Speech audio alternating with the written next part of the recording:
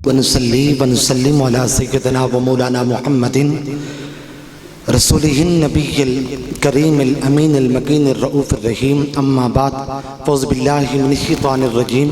بسم الله الرحمن الرحيم. سبحان الذي أسرى بعبده ليلا من المسجد الحرام إلى المسجد الأقصى الذي باركنا حوله لنريه من آياتنا إنه هو السميع البصير. صدق الله مولانا العظيم وبلغنا رسوله النبي الكريم الأمين. إن الله وملائكته يصلون على النبي يا أيها الذين آمنوا صلوا عليه وسلموا تسلیما. تمام دوست محبت کے ساتھ ایک دفعہ پڑھ لیجئے الصلاۃ والسلام علیکہ یا سیدی یا رسول اللہ وعلی آلک وصحابک یا سیدی یا خاتم النبیین.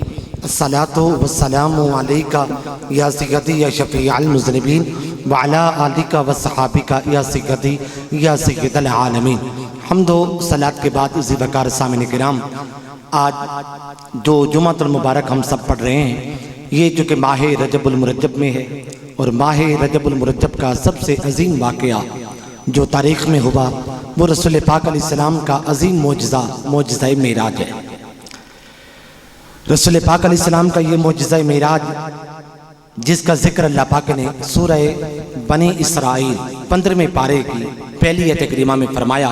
اللہ پاک نے فرمایا سبحان الذی اسرا بعبدہ، پاک ہے وہ ذات جس نے سیر کروائی اپنے بندہ خاص کو، من المسجد الحرام الی المسجد الاقصی، مسجد حرام سے لے کر مسجد اقصی تک، الذی بارکنا حولہ، وہ مسجد اقصی کہ جس کے ارد گرد ہم نے برکتیں رکھی ہیں. یہ سیر کیوں کروائی؟ لنریہ من آیاتنا، تاکہ ہم اس بندہ خاص کو اپنی خاص نشانیاں دکھائیں. انہ هو السمیع البصیر، بے شک وہ سن بھی رہا تھا اور بے شک وہ دیکھ بھی رہا تھا. یہ اس آیت کریمہ کا وہ ترجمہ ہے جس کو ہم لوگ گاہے بگاہے پڑھتے سنتے رہتے ہیں. اس میں سب سے جو قابل توجہ بات جو پہلی آیت کریمہ میں پہلا لفظ ہے، فرمایا پاک ہے وہ ذات جس نے سیر کروائی. ذکر معراج مصطفیٰ کی ابتدا اللہ پاک نے ذکر مصطفیٰ کی بجائے ذکر خدا سے کی. معراج مصطفیٰ کی ابتدا اللہ پاک نے مصطفیٰ علیہ السلام کے ذکر سے نہیں، اپنے ذکر سے کی. پاک ہے وہ ذات. ایسا کیوں؟ چاہیے تو یہ تھا کہ آقا تو جہاں علیہ السلام کی معراج کا ذکر ہو رہا تھا نا، تو ذکر کی ابتدا بھی ذکر مصطفیٰ سے ہی ہوتی. ذکر معراج مصطفیٰ کی ابتدا ذکر مصطفیٰ سے نہیں، ذکر خدا سے ہے. پاک ہے وہ ذات جس نے سیر کروائی. ایسا کیوں؟ ہاں اس لیے اللہ پاک نے فرمایا چونکہ آقا علیہ السلام کے معراج میں کیا تھا؟ 7 آسمانوں کی سیر بھی تھی، 7 آسمانوں کو کراس کرنا بھی داخل تھا، عرش معلیٰ پہ جا پہنچنا بھی تھا، مقام دنا مقام تدلی پہ جا پہنچنا بھی تھا. طرح کی ایسی چیزیں تھی جو انسانی عقل میں نہیں آ سکتی تھی. اللہ پاک نے فرمایا اگر میں ذکر معراج مصطفیٰ کی ابتدا بھی ذکر مصطفیٰ سے کر دوں، لوگ تو اعتراض کریں گے کہ مصطفیٰ انسان ہے، مصطفیٰ نے یہ فضائی سفر کیسے طے کر لیا جو کہ کیا ہے 500 سال کا ہے. مصطفیٰ نے آنن فانن یہ 500 سالہ سفر پہلے آسمان تک کا کیسے طے کر لیا تھا؟ پھر آسمان کو کراس کیسے کر لیا تھا؟ آسمان کو تو توڑا نہیں جا سکتا تھا، مصطفیٰ نے اس کو عبور کیسے کر لیا؟ پھر دوسرا آسمان اس کو کیسے کراس کیا؟ پھر اگلا سفر بھی 500 سال کا ہے. پھر چوتھے آسمان پہ عالمی حرارت ہے، توانائی کا جہاں ہے، یہ سورج ہے. اتنی وہاں گرمی حرارت اور توانائی جو وہاں جائے پگھل جائے جل جائے، مصطفیٰ نے اس کو کراس کیسے کر لیا تھا؟ پھر اس سے اوپر عالم برودت ٹھنڈا کا جہاں ہے، برف ہے جو وہاں جائے جم جائے برف بن جائے، مصطفیٰ نے عالم برودت کو ٹھنڈا کے جہاں کو کیسے کراس کر لیا تھا؟ پھر 7واں آسمان ہے، ہر ایک آسمان اور دوسرے آسمان کے بیچ میں فاصلہ ہے 500 سال کا. یہ 3500 سالہ سفر مصطفیٰ نے کیسے طے کر لیا تھا؟ پھر اس سے اوپر 500 سالہ سفر ہے عرش معلیٰ کا، پھر جنت معلیٰ کا سفر ہے، کیسے طے کر لیا؟ پھر عالم نور بھی نیچے رہ گیا. مصطفیٰ تو بشریت کے امام مصطفیٰ علیہ السلام انسان ہونے کے ناطے سے جہاں نور بھی نہیں جا سکتا تھا، مصطفیٰ وہاں کیسے جا پہنچے تھے؟ اور پھر مصطفیٰ علیہ الصلوۃ والسلام جو ہیں اتنی تیزی کے ساتھ گئے، تیزی کے ساتھ واپس آئے کہ بستر بھی گرم تھا، اور جس بستر سے نکل کے گئے تھے اس کی گرمی بھی باقی تھی، کنڈی بھی حرکت کر رہی تھی، وضو والا پانی بھی چل رہا تھا۔ اتنی تیزی کے ساتھ گئے، اتنی تیزی کے ساتھ واپس آ گئے، لاکھوں اربوں خربوں سالہ سفر آنن فانن مصطفیٰ نے کیسے طے کر لیا۔ اور پھر مصطفیٰ بشر انسان ہے، بشریت کو آکسیجن چاہیے، یہ فضا میں 200 کلومیٹر اوپر تو آکسیجن بھی نہیں ہے، آکسیجن کے بغیر مصطفیٰ کی بشریت اور مصطفیٰ کی آدمیت کیسے زندہ رہی تھی؟ یعنی یہ طرح طرح کے سوالات پیدا ہو رہے تھے اور ہو سکتے تھے۔ اللہ پاک نے فرمایا لوگو سبحان الذی، یہ نہ دیکھو کہ گیا کون ہے، یہ نہ دیکھو کہ گیا کون ہے، اگر یہ دیکھو گے تو طرح طرح کے سوالات پیدا ہوں گے، اعتراضات پیدا ہوں گے، بلکہ یہ دیکھو کہ لے کون گیا ہے۔ جب تم یہ دیکھو گے نا کہ لے کون گیا ہے تو پھر اعتراضات پیدا ہی نہیں ہوں گے۔ اور پھر دیکھو خدا کی ذات لے گئی، خدا کی ذات لے گئی، کیوں؟ اس لیے کہ وہ لے جانے پر قادر تھی۔ اللہ کی ذات لے گئی نا حضور کو، کیوں لے گئی؟ کیونکہ وہ لے جانے پر قادر تھی۔ اور مصطفیٰ کی ذات کو لے جایا گیا، کیوں؟ اس لیے کہ مصطفیٰ کی ذات اوپر لے جائے جانے کے قابل تھی۔ کسی چیز کو اگر آپ اوپر لے جانا چاہیں تو دو چیزیں ہونی چاہیے، ایک لے جانے والے کے پاس قدرت، اور ایک جس کو اوپر لے جایا جا رہا ہے اس میں لے جائے جانے کی قابلیت۔ جیسے دیکھو نا، کنکری کو اوپر پھینکو، کنکری اوپر چلی جاتی ہے، کیوں چلی جاتی ہے؟ کیونکہ آپ اس کو اوپر لے جا سکتے ہیں اور وہ اوپر لے جائی جا سکتی ہے۔ لیکن اگر آپ کاغذ کے چھوٹے سے ٹکڑے کو اوپر پھینکیں، جتنے زور سے بھی پھینک لیں وہ اوپر نہیں جاتا، کیوں؟ آپ تو لے جا سکتے ہیں مگر وہ اوپر لے جائے جانے کے قابل ہی نہیں ہے، اوپر لے جائے جانے کے وہ قابل نہیں۔ خدا کی ذات لے گئی اور مصطفیٰ کی ذات کو لے جایا گیا۔ خدا کی ذات کیوں لے گئی؟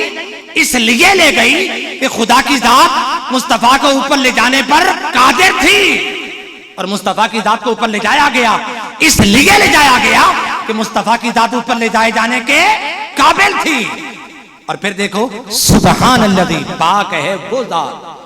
یہ لفظ سبحان جو ہے عربی گرامر میں، عربی زبان میں تعجب خیز اور حیرت انگیز معاملے کے لیے آتا ہے، یعنی کسی معاملے میں تعجب ہو جائے تو پھر اس کے اظہار کے لیے عربی زبان میں کون سا لفظ استعمال ہوتا ہے؟ سبحان۔ جیسے دیکھو نا، آپ کوئی عجیب بات سنیں اپنے عالم سے، استاد سے، آپ کوئی عجیب بات سنتے ہیں تو آپ کیا کہتے ہیں؟ سبحان اللہ، ایسے کہتے ہیں نا، یعنی تعجب کا اظہار کرتے ہیں، اچھا ایسا ہو گیا تھا، اس طرح ہو گیا تھا، تو پھر کیا کہتے ہیں؟ سبحان اللہ۔ تو تعجب کا اظہار کس سے کرتے ہیں عربی زبان میں؟ لفظ سبحان سے۔ جیسے قرآن مجید میں بھی ہے، موسیٰ علیہ السلام نے کہا باری تعالیٰ میں تجھے دیکھنا چاہتا ہوں، تجھے تکنا چاہتا ہوں۔ اللہ پاک نے فرمایا نہیں میرے موسیٰ لن ترانی، تو مجھے نہیں تک سکتا۔ عرض کی نہیں باری تعالیٰ میں تو تجھے تکنا ہی چاہتا ہوں، کوئی سبیل، کوئی راستہ پیدا کر۔ اللہ پاک نے فرمایا چلو ایسے کر، انظر الی الجبل فَإِنِ اسْتَقَرَّ مَكَانَهُ فَسَوْفَ تَرَانِي، اس پہاڑ کی طرف دیکھ، اس کے اوپر ہم ایک تجلی گراتے ہیں، اگر یہ سلامت رہا نا تو پھر تو ہمیں دیکھ لے گا۔ قرآن کہتا 9واں پارہ فَلَمَّا تَجَلَّى رَبُّهُ لِلْجَبَلِ جَعَلَهُ دَكًّا وَخَرَّ مُوسَىٰ صَعِقًا۔ اللہ پاک نے ایک تجلی، صفاتی تجلی کوہ طور پہ گرائی، کوہ طور جل کے خاک ہو گیا اور موسیٰ علیہ السلام بے ہوش ہو کر گر پڑے۔ کافی دنوں کے بعد جب موسیٰ علیہ السلام ہوش میں آئے، قرآن کہتا فَلَمَّا أَفَاقَ قَالَ سُبْحَانَكَ، جب موسیٰ علیہ السلام کو افاقہ ہوا اور تندرست ہوئے، ہوش میں آ گئے، قَالَ بولے سبحانک، سبحان اللہ۔ عجیب معاملہ ہے، میں اس کی صفاتی تجلی کو تک نہیں سکتا جو مجھ پر نہیں پڑی، کوہ طور پر پڑی ہے، اس کا ریفلیکٹ سایہ میرے اوپر پڑا ہے، میں تو اس کی طاقت و تاب نہیں رکھتا ہوں، میں اللہ کی ذاتی تجلی میں کیسے دیکھ سکتا ہوں؟ تو لفظ سبحان بولا، تعجب کا اظہار کیا، حیرت کا اظہار کیا۔ اللہ پاک نے لفظ سبحان کے ساتھ ذکر معراج مصطفیٰ کی ابتدا کی ہے۔ کیوں کی ہے؟ تاکہ پتہ چل جائے کہ مصطفیٰ علیہ السلام کا معجزہ معراج یہ کیا تھا؟ تعجب خیز معاملہ تھا اور حیرت انگیز معاملہ تھا اور ہے۔ کیسے حیرت انگیز معاملہ ہے؟ کہ مصطفیٰ راتوں رات رات کے تھوڑے سے حصے میں گئے بھی تھے، ساتوں آسمانوں کی سیر کر کے، عرش معلیٰ کے اوپر بیٹھ کر، جنت کا نظارہ کر کے، جہنم کا معائنہ کر کے، مقام دنا، مقام تدلی، مقام کعبہ کا حسین، یہ لاکھوں اربوں خربوں سالہ سفر طے کر کے مصطفیٰ رات کے تھوڑے سے حصے میں 1 سیکنڈ سے بھی پہلے مصطفیٰ علیہ السلام واپس بھی آ گئے۔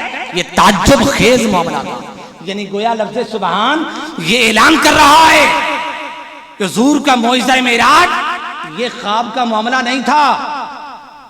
خواب کا معاملہ بولیے نا، خواب کا معاملہ۔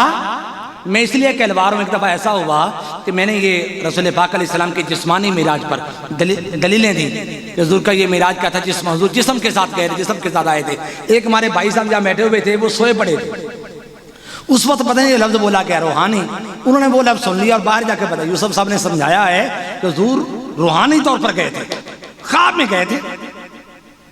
اس لیے کہلوا رہا ہوں یہ جسمانی معاملہ تھا، جسم کے ساتھ مصطفیٰ گئے تھے اور جسم کے ساتھ مصطفیٰ آئے تھے، یہ روحانی معاملہ نہیں تھا۔ میری بات سمجھ آ رہی ہے آپ کو؟ حضور جسم کے ساتھ، یعنی یہ کہنا وہ جی خواب میں گئے، خواب میں دیکھا تھا۔ خواب میں تو ہم بھی رات کو سوتے ہیں، جنت کو بھی دیکھ لیتے ہیں، خواب میں ہم مشرق و مغرب میں چلے جاتے ہیں، خواب میں ہم مریخ کی سیر بھی کر لیتے ہیں، خواب میں ہم کراچی چلے جاتے ہیں۔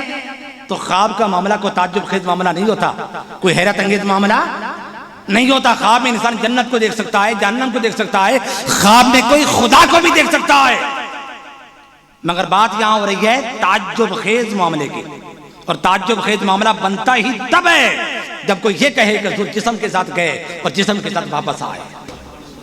یعنی لفظ سبحان یہ اعلان کر رہا ہے کہ حضور کا معجزہ معراج روحانی نہیں تھا، خواب کا معاملہ نہیں تھا، جسمانی تھا۔ حضور جسم کے ساتھ گئے تھے اور جسم کے ساتھ حضور واپس آئے تھے۔ اور پھر دیکھیے سبحان الذی، پاک ہے وہ ذات، وہ اللہ کی ذات، وہ پاک ہے۔ کون سی ذات؟ جس نے سیر کروائی۔ پہلے دعویٰ کیا اللہ کی ذات پاک ہے، اللہ کی پاکیزگی کو مان لو، دعویٰ کر لیا، اور دلیل کیا دی؟ اس کی پاکیزگی پر دلیل یہ ہے کہ اس نے مصطفیٰ کو معراج کروا دیا۔ مصطفیٰ کو اللہ پاک نے اپنے پاک ہونے پر مصطفیٰ کی سیر کو، مصطفیٰ کے معجزہ معراج کو دلیل بنا دیا ہے۔ خدا کا پاک ہونا جو مانتا ہے، جو خدا کا پاک ہونا، خدا پاک ہے، جو خدا کا پاک ہونا مانتا ہے، اللہ پاک نے فرمایا اسے چاہیے کہ میرے مصطفیٰ کے معجزہ معراج کو بھی مانے۔ جو معجزہ معراج مصطفیٰ کا منکر ہوگا گویا وہ خدا کی پاکیزگی کا منکر ہو جائے گا، کیونکہ خدا کی پاکیزگی یہ دعویٰ ہے اس مقام پر۔ اللہ پاک ہے جس نے سیر کروائی تھی مصطفیٰ کو، پاکیزگی کا دعویٰ کیا اور مصطفیٰ کے معجزہ معراج کو دلیل بنا دیا کہ جو مصطفیٰ کے معجزہ معراج کو مانتا ہے وہ خدا کی پاکیزگی کو بھی مانے۔ جو مصطفیٰ کے معجزہ معراج کا منکر ہوگا گویا وہ اللہ پاک کی پاکیزگی کا منکر ہو جائے گا۔ اور پھر دیکھیے سبحان الذی، پاک ہے وہ ذات جس نے سیر کروائی۔ اب یہاں یہ نہیں کہا کہ پاک ہے وہ ذات جو لے گئی، لے جانے کا ذکر نہیں کہ پاک ہے وہ ذات جو لے گیا تھا اپنے بندے کو۔ کچھ لوگ یہ بھی ترجمہ کرتے ہیں، یہ نہیں بولا۔ یہ بھی نہیں کہا کہ پاک ہے وہ ذات جس نے بلا لیا تھا مصطفیٰ کو، معراج کی رات بلا لیا تھا، مصطفیٰ ذرا آ جا اپنا اصلی وطن پھر آ کے ذرا دیکھ جا، اور جہاں تو لاکھوں سال رہا تھا نا آ جا، وہاں آ کر پھر اس کو دیکھ جا۔ بلانے کا ذکر نہیں کیا، مصطفیٰ کو لے جانے کا ذکر نہیں کیا۔ کیا کہا؟ پاک ہے وہ ذات اسرا جس نے سیر کروائی۔ کیوں بھائی لے جانے کی بات یا بلانے کی بات کیوں نہیں کی؟ اس لیے نہیں کی بھی لے جانا تو کسی کو سختی کے ساتھ بھی ہو سکتا ہے، غصے کے ساتھ بھی ہو سکتا ہے، بلانا بھی کسی کو غصے کے ساتھ یا سختی کے ساتھ۔ میں آپ کو بلاؤں اور بیٹا ادھر آؤ اور میری بات سنو، یہ بھی تو بلانا ہے۔ کسی کو لے کے جانا غصے کے ساتھ بھی تو ہو سکتا ہے نا، بلانا بھی غصے کے ساتھ ہو سکتا ہے، مگر سیر کروانا غصے کے ساتھ نہیں ہوتا، یہ پیار کے ساتھ ہوتا ہے۔ جس کے ساتھ محبت ہوتی ہے ذرا یار چلیے ذرا سیر کرائیے، اس کو آدمی کہتا ہے۔ جس کے ساتھ محبت نہیں ہوتی اس کو غصے کے ساتھ بلایا جاتا ہے۔ غصے کے ساتھ اگر لے جانا بھی پڑ جائے سیر پر تو غصے کے ساتھ لے جایا جاتا ہے، مگر جس کو کہا جائے ذرا سیر کر کے آئیں اس سے محبت ہوتی ہے، تبھی انسان کہتا ہے ذرا یار چلیں سیر کرنے چلیں۔ تو فرمایا مصطفیٰ کی ذات کو اللہ پاک معراج کی رات مصطفیٰ کی ذات کو اللہ پاک نے بلایا تھا، غصے کے ساتھ نہیں بلایا تھا، سختی کے ساتھ نہیں بلایا تھا بلکہ محبت کے ساتھ بلایا. وہ لے گیا تھا مصطفیٰ کو مقام دنا پر، مقام تدلی پر، مقام کعبہ کوسین پر، غصے کے ساتھ نہیں، سختی کے ساتھ نہیں. کیسے؟ اسرا، محبت کے ساتھ لے گیا. اور یہاں پر ہمیں ایک بات تربیت ہماری کر دی کہ حضور کا ذکر کیا کرو، میرے مصطفیٰ کا ذکر کیا کرو، مگر ایسے لفظوں کے ساتھ نہیں جو لفظ کیا ہوں محبت سے مجرد ہوں، جو لفظ کیا ہوں محبت سے خالی ہوں. ایسے لفظوں کے ساتھ میرے مصطفیٰ کا ذکر نہ کیا کرو. میرے مصطفیٰ کا ذکر کن لفظوں کے ساتھ کرنا ہے؟ ان لفظوں کے ساتھ میرے مصطفیٰ کا ذکر کیا کرو جو لفظ کیا ہوں میرے مصطفیٰ کی محبت کے ساتھ لبریز ہوں اور بھرپور ہوں. اسرا، پاک ہے وہ ذات جس نے سیر کروائی اپنے بندے کو. اب دیکھو اسرا جو ہے، اسرا یہ بھی لفظ کیا اشارہ کر رہا ہے کہ مصطفیٰ کا معجزہ معراج روحانی نہیں تھا، روحانی نہیں تھا، خواب کا روحانی یعنی کہ خواب کا معاملہ نہیں تھا، یہ کہہ رہے جسمانی تھا. وہ کیسے کہ اسرا کا معنی ہے سیر کر، اسرا یسری اسراء، سیر کروانا اس طرح کہ جس کو سیر کروائی جا رہی ہے وہ جاگ رہا ہو، اس کا معنی ہے اسے سیر کروانا دو سیر جاگ کر رہا ہو. معنی کیا ہوا کہ پاک ہے وہ ذات جس نے سیر کروائی تھی اپنے بندے کو اس طرح کہ وہ بندہ جاگ رہا تھا، وہ بیدار تھا، وہ سویا نہیں ہوا تھا. یعنی لفظ اسرا بھی کیا ہے؟ اعلان کر رہا ہے کہ مصطفیٰ کا معجزہ معراج جسمانی تھا، روحانی نہیں تھا. اور پھر دیکھو سبحان الذی اسرا بعبدہ، پاک ہے وہ ذات جس نے سیر کروائی اپنے بندے کو. یہ نہیں کہا بحبیبہ ہی کہ پاک ہے وہ ذات جس نے سیر کروائی اپنے محبوب کو، یہ بھی نہیں کہا کہ پاک ہے وہ ذات جس نے سیر کروائی اپنے نبی کو بے نبی کے ہی. سبحان الذی اسرا برسولہ ہی نہیں کہا کہ پاک ہے وہ ذات جس نے سیر کروائی اپنے رسول کو، اپنے محبوب کو، اپنے نبی کو. یہ نہیں کہا. کیوں؟ اس لیے کہ محبوب یا نبی یا رسول تو روحانی طور پر بھی پایا جا سکتا ہے. آقا علیہ السلام ابھی دنیا کے اندر نہیں آئے تھے، ابھی حضور کی ولادت بھی نہیں ہوئی تھی، حضور تب بھی اللہ کے محبوب تھے، حضور تب بھی کیا تھے؟ نبی تھے. نبی تو روحانی طور پر بھی پایا جا سکتا ہے، رسول روحانی طور پر پایا جا سکتا ہے، محبوب جو ہے روحانی طور پر پایا جا سکتا ہے. مگر کہا بے عبد ہی. اور عبد کسے کہتے ہیں؟ عبد کہتے ہیں روح مع الجسد کو، جس کے اندر روح بھی موجود ہو اور جس کا کیا ہو جسم بھی کیا ہو موجود ہو. یعنی اس نے اس کو سیر کروائی جو جسم کے ساتھ سیر کر رہا تھا. لفظ عبد بھی کیا ہے؟ اس بات کی نشاندہی کر رہا ہے کہ مصطفیٰ کا معجزہ معراج کیا تھا؟ جسمانی تھا، روحانی نہیں تھا. اس مقام پر میں ایک حدیث پاک سنایا کرتا ہوں. سیرت حلبیہ میں حضرت ابو سفیان ابھی تک مسلمان نہیں ہوئے تھے، شہنشاہ روم کے دربار میں موجود تھے. کیسر روم نے کہا اوے ابو سفیان، وہ تم میں جس شخص نے نبی ہونے کا دعویٰ کر دیا اس کا کلام کیسا ہے؟ آگے سے ابو سفیان نے کہا جی میں کیا بتلاؤں، اس کی تو ہر بات سچی ہوتی ہے، ہر بات سچی کرتے ہیں، مگر ایک بات ان کی ایسی ہوئی ہے جس کو ہم مان نہیں سکتے. شہنشاہ روم نے کہا وہ کون سی بات؟ اس نے کہا وہ بات ہی، وہ کہتے ایک رات میں راتوں رات مسجد حرام سے چلا تھا اور مسجد اقصیٰ میں جا پہنچا تھا. راتوں رات میں نے جا کر انبیاء کو جماعت بھی کروا لی تھی اور پھر راتوں رات واپس بھی آ گیا تھا.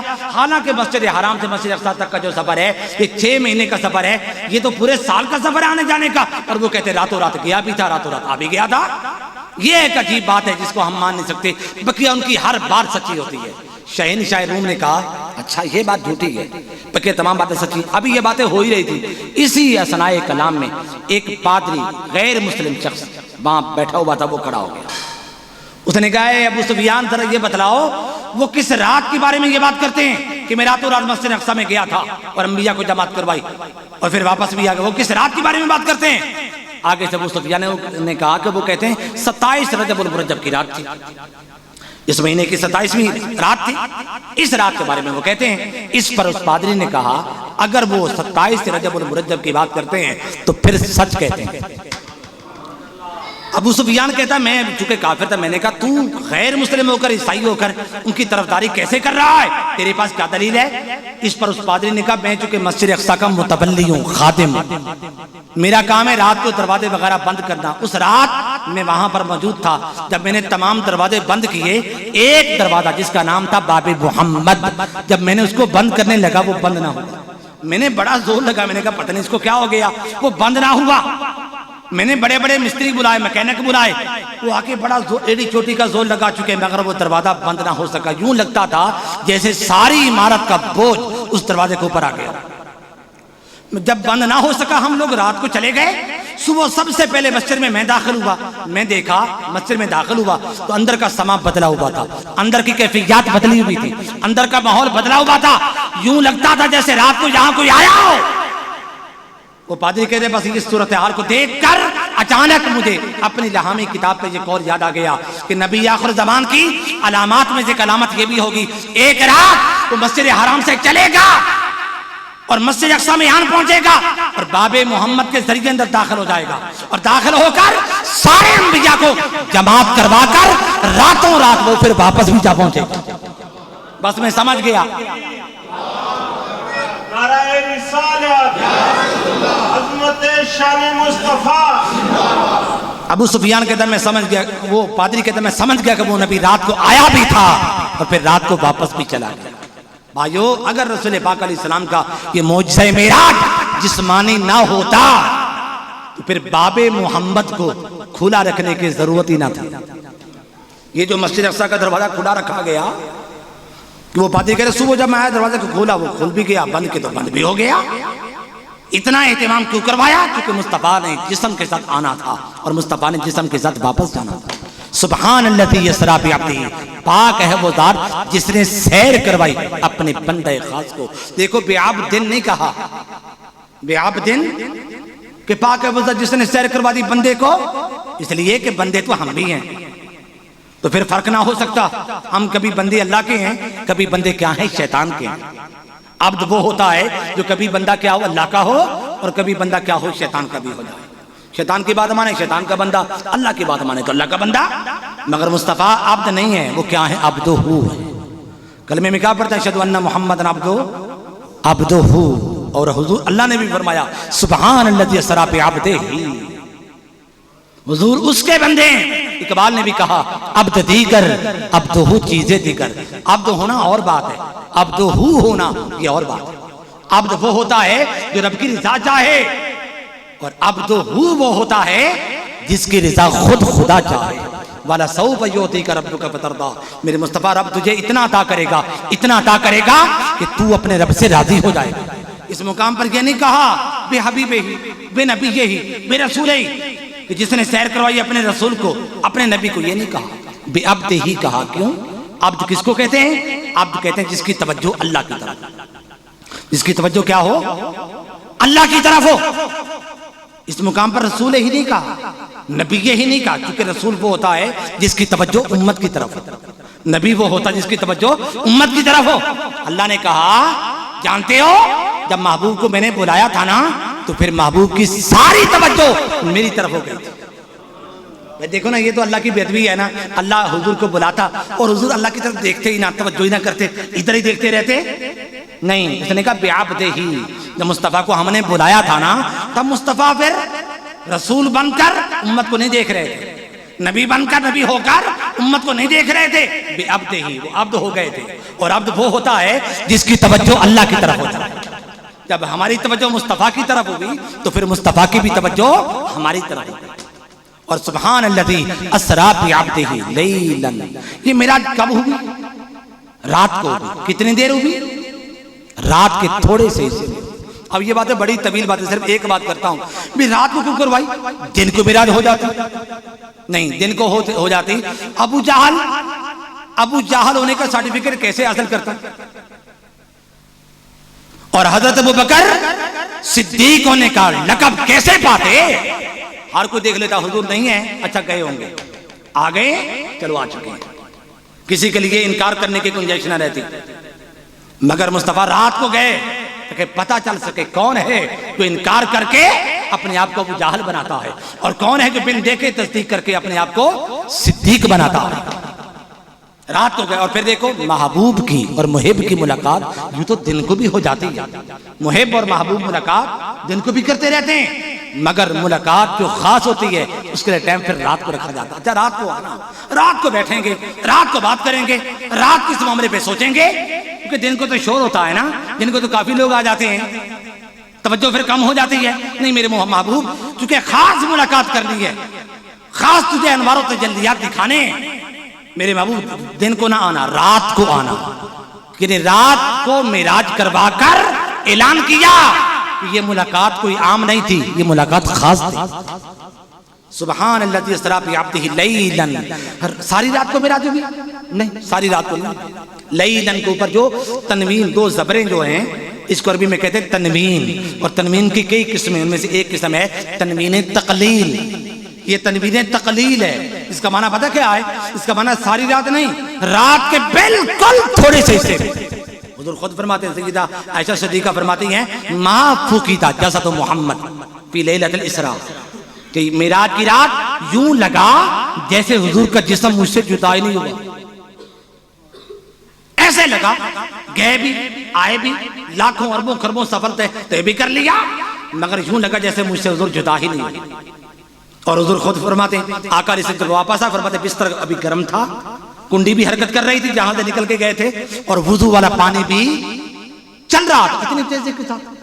کیسے گئے, کیسے آ گئے, عقل میں نہیں آتا. بھائی معجزہ ہے, معجزہ ہوتا ہی وہی ہے جو عقل میں نہ آ سکے. ایک بات, اور دوسری بات یہ ہے, مصطفیٰ لاکھوں اربوں خربوں سفر طے کرتے رہے, ملاقات بھی کرتے رہے اللہ تعالیٰ سے. 9 بار موسیٰ علیہ السلام سے ملاقات کی, انبیاء سے ملاقات کی, جماعت کروائی, فرشتوں سے ملاقات کی, اربوں خربوں سالہ سفر طے کر کے واپس آئے یوں کہ وقت گزرا ہی نہیں تھا. وہ کیسے, اس لیے وقت کیسے گزرتا, مصطفیٰ تو روح کائنات ہے. جیسے دیکھو نا, یہ جسم آپ کے سامنے ہے, حرکت کر رہا ہے, کیوں بھائی, اس کے اندر روح موجود ہے. اگر روح نکل جائے, جسم کی حرکت, جہاں جسم کی حرکت تھی وہیں رک جاتی ہے. مشین چل رہی ہو, فیکٹری چل رہی ہو, لائٹ چلی جائے, جہاں پر وہ فیکٹری کا جو پہیہ جہاں تک پہنچا تھا اسی مقام پر رک جاتا ہے. جب لائٹ آتی پھر وہاں سے چل پڑتا ہے. بس یہ سمجھ لیں, ساری کائنات کے لیے روح کائنات محمد مصطفیٰ کی ذات ہے. معراج کی رات جب اللہ پاک نے مصطفیٰ کو بلایا اور حضور اس کائنات سے نکلے تو کائنات کی حرکت رک گئی, کائنات کی حرکت ٹھہر گئی. لاکھوں اربوں خربوں سالوں کے بعد جب مصطفیٰ دوبارہ پھر اس کائنات میں دنیا کے قدم رکھا, چونکہ روح آ گئی نا, حرکت پھر شروع ہو گئی. اس وجہ سے لاکھوں اربوں خربوں سالہ جو سفر تھا وہ اس کائنات پر اثر انداز نہ ہو سکا. پاک ہے وہ ذات جس نے سیر کروائی اپنے بندہ خاص کو لیلن, رات کو, اور رات کے تھوڑے سے حصے میں سیر کروائی. کیوں بھائی, ساری رات ہی سیر ہوتی رہتی. ہم لوگ سیر کرنے جاتے ہیں, منٹو پارک چلے جاتے ہیں, ایشا پارک چلے جاتے ہیں, مختلف جگہوں پہ جاتے ہیں, سارا دن سیر ہوتی رہتی ہے ہماری. آقا علیہ السلام کی بھی ساری رات سیر ہو سکتی تھی نا, ساری رات کیوں نہیں سیر کروائی؟ نہیں میرے مصطفیٰ, کہیں تو تھک نہ جائے, کہیں تو تھک نہ جائے. اور حضور کی شان کیا ہے اللہ پاک کی نگاہ میں, طٰہٰ ما انزلنا علیک القرآن لتشقیٰ, میرے مصطفیٰ تو زیادہ قرآن نہ پڑھا کر, کہیں تو تھک نہ جائے. قرآن مجید کی تلاوت بھی, اللہ پاک کی عبادت بھی کثرت کے ساتھ, ہم میں سے جو بھی کرے فائدہ مند ہے, سود مند ہے, کرنی چاہیے. مگر مصطفیٰ کے لیے کہا, میرے مصطفیٰ جس عبادت میں, جس تلاوت میں تو تھک جائے گا مجھے کیا لذت ملے گی. میرے مصطفیٰ اتنی عبادت نہ کیا کر جس سے تیرے طبیعت پر کیا ہو جائے, تھکاوٹ آ جائے. تو اللہ پاک کو, تو مصطفیٰ کے لیے عبادت کے اندر بھی جو ہے تھکاوٹ گوارا نہیں ہے. سیر کے اندر تھکاوٹ وہ رب کیسے گوارا کرے گا. کہا میرے مصطفیٰ سیر تجھے کراتے ہیں, ساری رات نہیں, رات کے تھوڑے سے حصے میں. اور پھر فرمایا مسجد حرام سے لے کر مسجد اقصیٰ تک سیر کروائی. اب یہ بات بڑی قابل توجہ ہے. پھر سیر کا بیان چل رہا تھا. ہم لوگ سیر کرنے جاتے ہیں تو سیر میں کے باب میں سیر گاہوں کا ذکر ہوتا ہے. مینار پاکستان کی سیر کرنے چلے جاتے ہیں, قلعہ دیکھنے چلے جاتے ہیں, سیر گاہوں کا بیان آتا ہے نا. سیر کے بیان میں سیر گاہوں کا ذکر ہوتا ہے, مسجدوں کا ذکر تو نہیں ہوتا کہ آج ہم نے فلاں مسجد کی سیر کرنی, آج ہم نے فلاں مسجد کی طرف چلے گئے, سیر کرنے چلے گئے. یہ تو ہوتا نہیں ہے بات. ایسا کیوں ہوا؟ ہاں اس لیے میرے مصطفیٰ اوروں کے لیے یہ مسجد حرام اور مسجد اقصیٰ کیا ہیں, قبلے. مگر میرے مصطفیٰ یہ تیری سیر گاہیں, یہ میرے مصطفیٰ کی سیر گاہیں. میرا مصطفیٰ جب خرام ناز کرتا ہے، سیر کرتا ہے، تو کبھی مسجد حرام کی طرف جاتا ہے اور کبھی مسجد اقصی کی طرف آتا ہے۔ اور پھر دیکھو دونوں قبلوں کی بات کی، مسجد حرام کی بات بھی کی، ادھر نماز پڑھ کے گئے اور ادھر وہاں جا کے جماعت کروا دی، مسجد اقصی میں جا کے انبیاء کو جماعت کروا دی۔ کیوں؟ دونوں قبلوں کی بات کر دی کہ ہر نبی ایک قبلے کا امام، مصطفیٰ ایک قبلے کا امام نہیں، مصطفیٰ تو دونوں قبلوں کے امام ہیں۔ اور پھر دیکھیے مسجد حرام سے لے کر مسجد اقصی تک سیر کروائی، حالانکہ سیر تو مقام دنا، مقام تدلی، مقام کعبہ قوسین تک جا کے ہوئی، عالم لا مقام مصطفیٰ چلے گئے تھے، یہاں تو مسجد اقصی تک کا ذکر ہے۔ اس کی کیا وجہ ہے؟ ہاں اللہ پاک یہ چاہتا تھا کہ میرے مصطفیٰ کا معجزہ معراج اپنوں کی طرح غیر بھی مان جائیں۔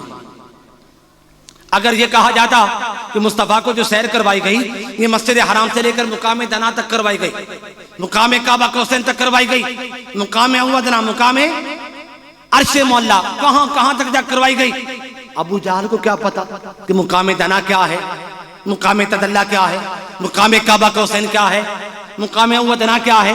وہ سوالات کر کے اپنے آپ کو مطمئن کیسے کرتا؟ اللہ پاک نے کیا کیا؟ کفار کی معلومات کے مطابق بات کی۔ تو مصطفیٰ نے راتوں رات مسجد حرام سے لے کر مسجد اقصی تک سیر کی ہے تاکہ کفار جو ہیں وہ آ کر سوالات کر کے اپنے آپ کو مطمئن کر کے مصطفیٰ کے معجزہ معراج کو وہ بھی مان جائیں۔ چنانچہ جب رسول پاک علیہ السلام نے صبح سویرے اعلان کیا کہ میں راتوں رات مسجد حرام سے لے کر مسجد اقصی تک کیا ہوں، کفار جمع ہو گیا، ابو جہل دوڑا ہوا آ گیا، آپ کیا کہہ رہے ہیں؟ یہ تو 6 مہینے کا سفر ہے، جانے کا 6 مہینے کا، آنے کا، یہ تو پورے سال کا سفر ہے، آپ گئے پھر آ گئے، انبیاء کو جماعت بھی کروا کے آ گئے، ایسا نہیں ہو سکتا۔ اگر آپ گئے بتائیں مسجد اقصی کے ستون کتنے ہیں، مسجد اقصی کی لمبائی کیا ہے، کیسے کتنی ہے، چوڑائی کیا ہے، اس کی گہرائی کیا ہے، دروازے کتنے ہیں، اندر کی صورتحال کیسی ہے، نقشہ کیا ہے، اس طرح کے سوالات کیے۔ رسول پاک علیہ السلام نے اس کے تمام سوالات کے تسلی بخش جواب عطا فرمایا، جس پر کیا ہوا، بڑے بڑے کافر جو تھے مصطفیٰ کے معجزہ معراج کو ماننے پر وہ بھی مجبور ہو گئے، تیار ہو گئے۔